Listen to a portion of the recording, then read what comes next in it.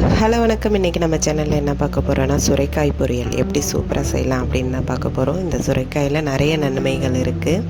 நீர்ச்சத்து, நார்ச்சத்து அப்படின்னு சொல்லிகிட்டே போகலாம். டயட்டில் இருக்கிறவங்க கூட இதை நல்லா சாப்பிட்லாம். ஏன்னா இதில் எந்த அளவுக்கு சாப்பிட்றீங்களோ அந்த அளவுக்கு உடம்பு எடையும் குறையும் அப்படின்னு சொல்கிறாங்க. உண்மைதாங்க, ஈஸியாக செரிமானம் ஆகும். சுகர் இருக்கிறவங்க கூட இதை தாராளமாக உணவில் சேர்த்துக்கலாம். ஏன்னா சர்க்கரையோட அளவை கூட இது கட்டுப்படுத்தும் அப்படின்னு சொல்கிறாங்க.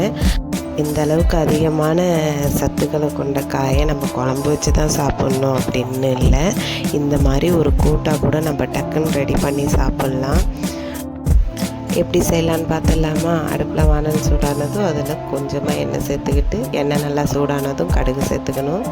கடுகு, உளுத்தம் பருப்பு சேர்த்துக்கிறேன்.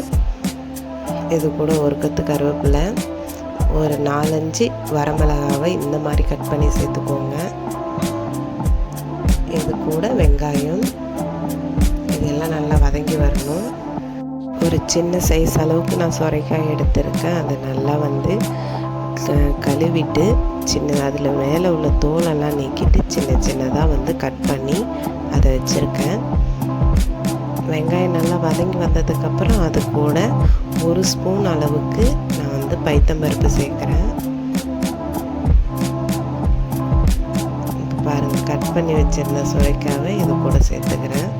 இதை அப்படியே ஒரு கிண்டி டக்குன்னு நம்ம தேவையான அளவுக்கு தண்ணி சேர்த்துக்க வேண்டியதான். சுரைக்காவுக்கு அதிகமாக தண்ணி வச்சிடக்கூடாது.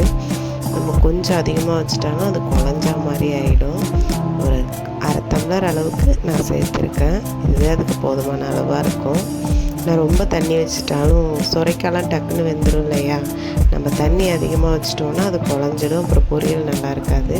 தேவையான அளவுக்கு உப்பு சேர்த்துக்கலாம். கலருக்காக மஞ்சத்தூள் சேர்த்துக்கிறேன். மஞ்சத்தூளும் நம்ம அதிகமாக சேர்த்துடக்கூடாது, ரொம்ப அப்புறம் மஞ்சள் ஆகிடும்.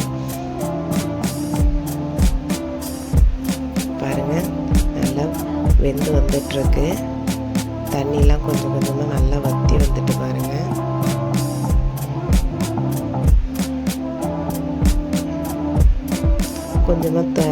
கொஞ்சமாக தண்ணி இருக்கிறப்பே நம்ம உப்பு, காரம் எல்லாம் நம்ம செக் பண்ணிக்க வேண்டியதான்.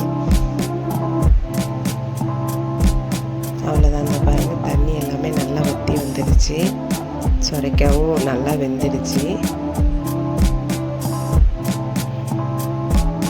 இப்போ இது கூட நம்ம என்ன சேர்க்க போகிறோம்னா துருவின தேங்காய், அதை தான் சேர்க்க போகிறோம்.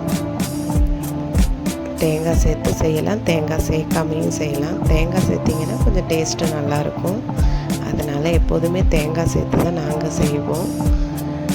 பாருங்கள், அவ்வளோதான். இது அப்படியே ஒரு பெரட்டி நம்ம இறக்கிட்டோம்னா சூப்பரான சுரைக்காய் பொரியல் ரெடி ஆகிட்டு. இதை நம்ம சாதத்து கூட வச்சு சாப்பிட்றப்ப அவ்வளோ டேஸ்ட்டாக இருக்கும். உடம்புக்கும் ரொம்ப நல்லது. இதில் நீர் சத்து அவ்வளோ இருக்குது. அதனால் கண்டிப்பாக வாரத்தில் ஒரு நாளாவது நம்ம இதை உணவில் சேர்த்துக்கிட்டோன்னா நல்லது. சுரைக்காய் எப்போதுமே கிடைக்கும் அப்படின்னு சொல்ல முடியாது. அப்படி கிடைச்சிதுன்னா கண்டிப்பாக வாங்கி சாப்பிடுங்க. வீடியோ பிடிச்சதுன்னா லைக் பண்ணுங்கள், ஷேர் பண்ணுங்கள். தேங்க்யூ.